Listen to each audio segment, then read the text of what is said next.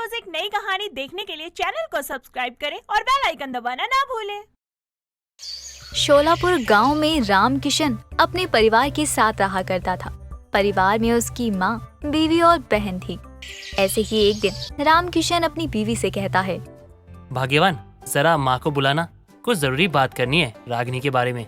माँ जी तो मंदिर गई हुई हैं। जब तक माँ जी आएंगी आप अपनी दुकान पर जा चुके होगे। आप एक काम कीजिए, आप मुझे बता दीजिए, मैं माँ जी को बता दूंगी। तुम क्या बताओगी, मैं ही इंतजार कर लेता हूँ।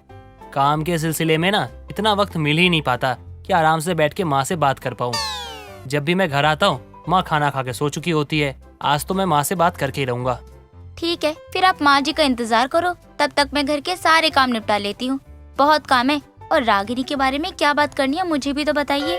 नहीं, पहले मैं माँ को बताऊंगा, उसके बाद घर में सबको पता चल जाएगा।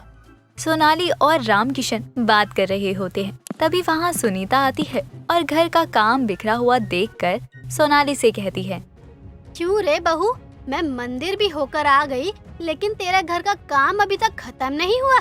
जब देखो काम चोरी ही करती रहती है। और तू राम अभी तक दुकान क्यों नहीं गया? कब जाएगा? समय देखा है, समय से काम नहीं करोगे तो काम तुम्हारी इज्जत नहीं करेगा। अरे माँ, अभी अभी मंदिर से आई हो और आते डांटने लग गई। बैठो पहले आराम से, तब जाके ना जितना मर्जी हो उतना डांटना। वैसे मुझे आपसे एक बात करनी है। ऐसी भी क्या जरूरी बात है जो अभी तक मेरा इंतजार कर रहा है? चल जल्दी जल्दी बोल और दुकान जा। माँ, मैंने रागिनी के लिए बहुत ही अच्छा रिश्ता देखा है। वो लोग 2-3 दिन में आ जाएंगे रागिनी को देखने। आप बस रागिनी को समझा देना सारी बातें, ठीक है? ठीक है, लेकिन जिसके लिए तूने रिश्ता ढूंढा है पहले उससे तो देख। महारानी अभी तक घोड़े बेचकर सो रही होगी। अभी से उसको सुधारेगा नहीं तो बाद में हमारी ही नाक कटवाएगी। ऐसा कुछ नहीं होगा। जिस दिन लड़के वाले आएंगे ना, उस दिन सोनाली खाना बना लेगी और उसके बाद रागिनी को धीरे धीरे सब कुछ सिखा देंगे। बस यही गलतफहमी पाले रख तू भी। इतने सालों से मैंने पाले, अब तेरी बारी है। पता नहीं क्या होगा इस रागिनी का। अरे बहू, जा जाकर रागिनी को उठा। अगर ना उठे तो एक बाल्टी पानी डाल देना। बस कुछ बोले तो बोलना, माँ जी ने ऐसा करने को बोला है। माँ जी, पानी में डाल दूं, लेकिन बिस्तर का क्या, वो तो पूरा गीला हो जाएगा ना। नहीं माँ जी, मैं पानी नहीं डालूंगी। अपनी सास की बात सुनकर सोनाली रागिनी को उठाने जाती है और राम किशन भी अपनी दुकान पर चला जाता है। कुछ देर बाद रागिनी अपनी माँ के पास भाभी के साथ आती है और तभी सुनीता रागिनी को सुनाते हुए कहती है, अहो भाग्य हमारे, राजकुमारी निद्रा से जागकर हमारे पास पधारी। अरे राजकुमारी जी, नींद तो पूरी हो गई ना आपकी? अरे माँ, क्या आप भी सुबह सुबह नाटक लगा रखा है? बात क्या है? अरे अरे बोल रही हो? वाह, क्या बात करने की तमीज है आपकी। अरे हम तो कब से आपकी राह देख रहे हैं कि कब आप यहाँ पधारे और हम आपको बातें बताएं। माँ, आपकी तबीयत ठीक तो है ना? आपको हो क्या गया है? ऐसी बहकी बहकी बातें क्यों कर रही हो? रात को कुछ उल्टा सीधा खा लिया था क्या? नहीं, मैंने तो ऐसा कुछ भी नहीं दिया माँ जी को जिसे खाकर माँ जी की तबीयत खराब हो जाए। अरे भाभी, मैं मजाक कर रही हूँ। कहाँ आप भी मेरे मजाक को सच मान बैठी। माँ, अब आप बता दो, क्या कहना है आपको मुझसे? बोल तो मैं दूंगी, लेकिन पहले तुम दोनों जाकर अपनी जरूरी बातें खत्म कर लो। हो गई खत्म। अब जल्दी से बता भी दो माँ, मुझे कुछ काम है जो आज नहीं किया तो बहुत देर हो जाएगी। तेरे भैया ने एक रिश्ता देखा है और वो लोग तुझे देखने 3 दिन बाद आ रहे हैं। तैयार रहना, दोबारा नहीं बोलूंगी, तैयार होने के लिए। सुनीता की बात सुनकर रागिनी हैरान थी। कुछ देर सोचने के बाद रागिनी अपने कमरे में अपनी भाभी के साथ बात कर रही होती है। तभी रागिनी कहती है, भाभी, मैं चाहती हूँ आप 3 दिन बाद अपने हाथ का स्पेशल खाना बनाओ जो घर वालों को बहुत पसंद है, लेकिन बकवास बनना चाहिए। जो खाए दोबारा हमारे घर ना आए। लेकिन रागिनी, ये कैसे होगा? मैं खाना कैसे खराब करूँ? हाँ, अगर तुम्हारे दिमाग में कोई आइडिया है तो ठीक है, बिगाड़ दो खाना, लेकिन मुझसे मत बोलो। क्या भाभी, आप मेरे लिए इतना नहीं कर सकती? अब आप खाना खराब नहीं बना सकती।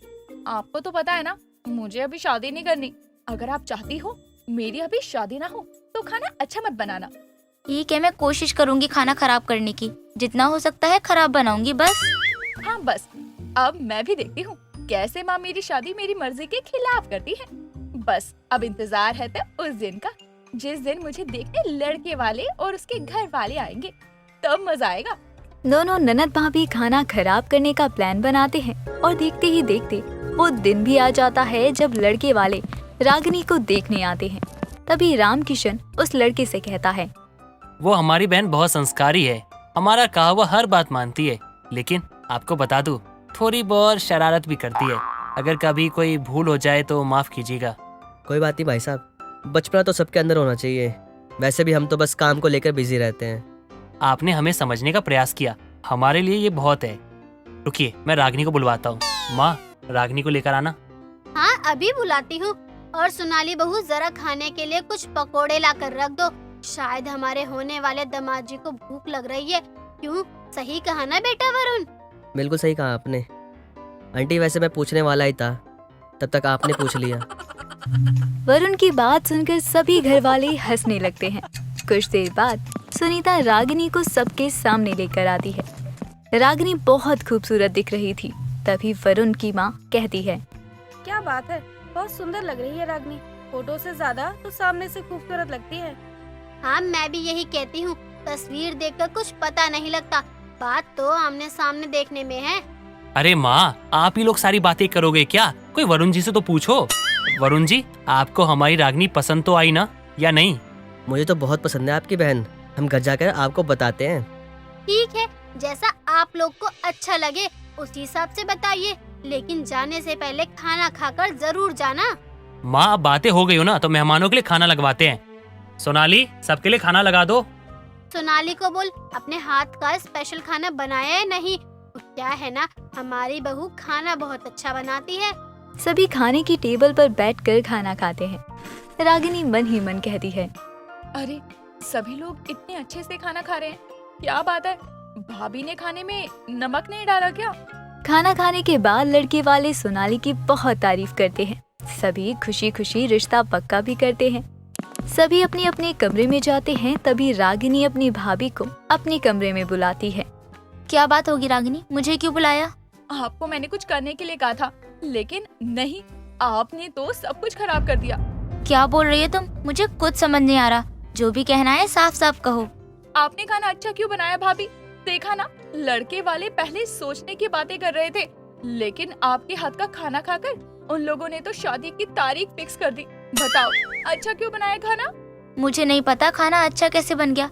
खाना अब अच्छा बन गया है तो मैं क्या करूं? आप ही बता सकती हो कि आपने खाना अच्छा क्यों बनाया। बस मुझे जवाब चाहिए। ननद भाभी दोनों बातें कर ही रही थी। तभी वहाँ सुनीता आ जाती है। मैंने बोला था सोनाली को खाना अच्छा बनाने के लिए। अगर आज खाना अच्छा नहीं बनता तो तुम्हारा रिश्ता भी तय नहीं हो पाता। वैसे मुझे बताओ, आखिर तुम खाना खराब क्यों खिलाना चाहती थी? बस यूं ही, मुझे अभी शादी नहीं करनी थी, इसलिए खाना खराब बनाना था। लेकिन एक मिनट, आपको कैसे पता चला माँ कि खाना खराब करने का हम सोच रहे हैं? जब तुम दोनों को मैं बुलाने तुम्हारे कमरे में आ रही थी, तब मैंने तुम दोनों को खाना खराब करने की प्लानिंग बनाते हुए सुन लिया था। और आज पूरे दिन मैं बहू के साथ थी ताकि खाना खराब ना कर सके ये। तभी रागिनी अपने सर पर हाथ रख लेती है और कुछ दिनों बाद रागिनी की शादी अच्छा खाना बनाने की वजह से हो जाती है। और अब रागिनी अपने परिवार वालों के साथ बहुत खुश थी। दोस्तों, अगर आपको ये कहानी पसंद आई तो इसे लाइक करें, शेयर करें और कमेंट करके बताएं कि कहानी में आपको सबसे अच्छा क्या लगा।